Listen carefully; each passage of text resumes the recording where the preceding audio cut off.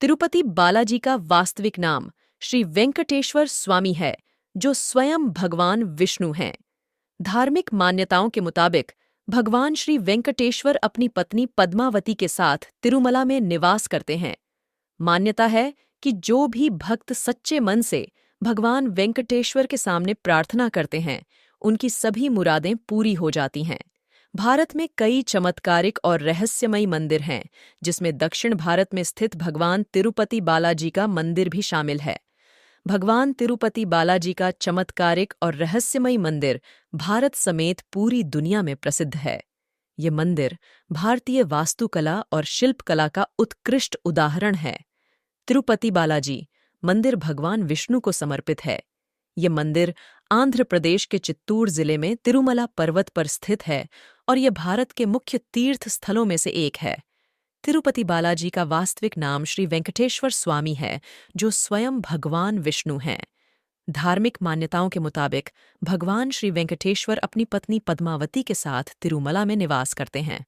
मान्यता है कि जो भी भक्त सच्चे मन से भगवान वेंकटेश्वर के सामने प्रार्थना करते हैं, उनकी सभी मुरादें पूरी हो जाती हैं। भक्त अपनी श्रद्धा के मुताबिक यहाँ आकर तिरुपति मंदिर में अपने बाल दान करते हैं। इस अलौकिक और चमत्कारिक मंदिर से कई रहस्य जुड़े हुए हैं।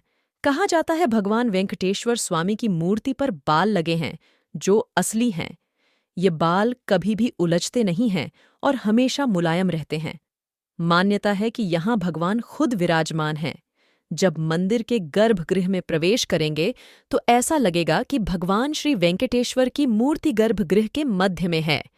लेकिन आप जैसे ही गर्भगृह के बाहर आएंगे तो चौंक जाएंगे, क्योंकि बाहर आकर ऐसा प्रतीत होता है कि भगवान की प्रतिमा दाहिनी तरफ स्थित है।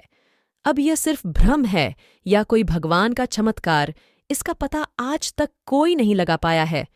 मान्यता है कि भगवान के इस रूप में मां लक्ष्मी भी समाहित हैं, जिसकी वजह से श्री वेंकटेश्वर स्वामी को स्त्री और पुरुष दोनों के वस्त्र पहनाने की परंपरा है। तिरुपति बालाजी मंदिर में भगवान वेंकटेश्वर की प्रतिमा अलौकिक है। यह विशेष पत्थर से बनी है। यह प्रतिमा इतनी जीवंत है कि ऐसा प्रतीत होता है जैसे भगवान विष्णु स्वयं यहाँ विराजमान हैं।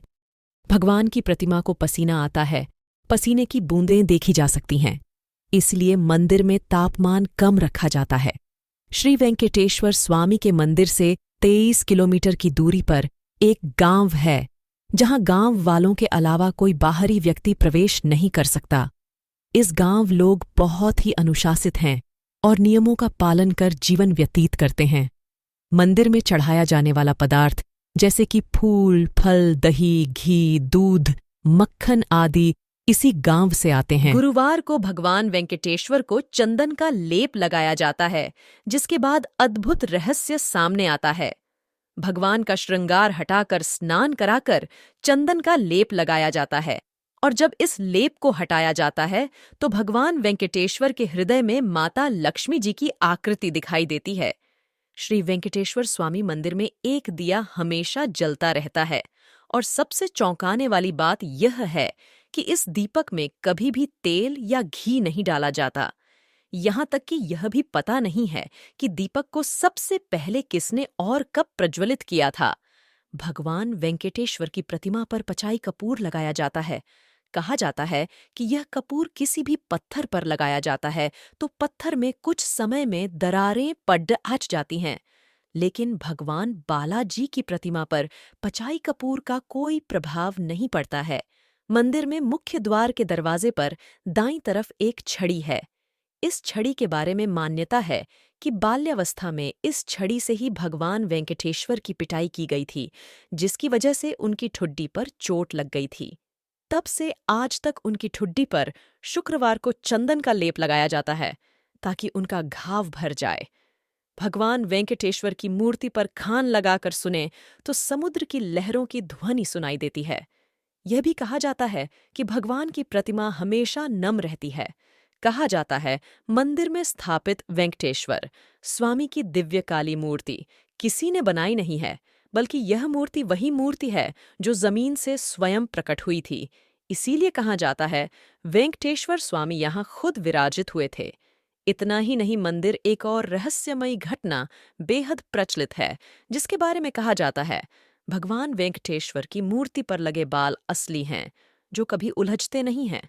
तिरुपति बालाजी से जुड़ी एक और रहस्यमयी और दिलचस्प घटना यह है कि भगवान वेंकटेश्वर की पीठ को कितना भी साफ कर लो, लेकिन हमेशा वहां गीलापन बना रहता है और वहां कान लगाने पर समुद्र जैसी ध्वनि सुनी जाती है।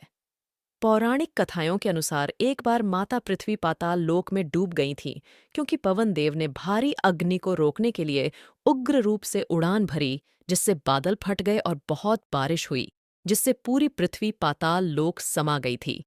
तब भगवान विष्णु ने धरती माता को बचाने का फैसला किया और आदिवराह, एक जंगली सुअर का अवतार लिया। आदिवराह ने पाताल लोक से पृथ्वी को वापस खींचने के लिए अपने तुस्क का उपयोग किया। इस घटना के बाद आदिवराह ने लोगों के कल्याण के लिए पृथ्वी लोक में रहने का फैसला किया। भगवान ब्रह्मा के अनुरोध के अनुसार आदिवराह ने एक रचना का रूप धारण किया और अपने बेहतर आधे, 4 हाथों वाले भूदेवी के साथ कृदचला विम्ना पर निवास किया और लोगों को ध्यान योग और कर्म योग जैसे ज्ञान और वरदान देने का फैसला किया।